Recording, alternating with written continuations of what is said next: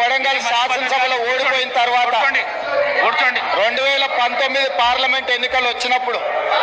Congress party నన్ను parliament పోటీ చేయమని అన్నప్పుడు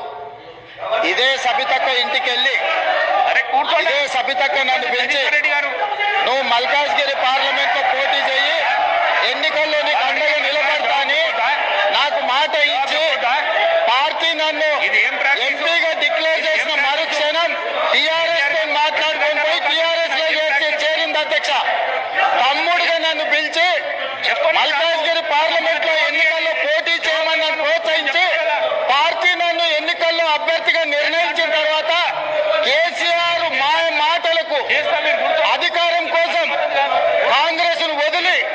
టీఆర్ఎస్ పార్టీలో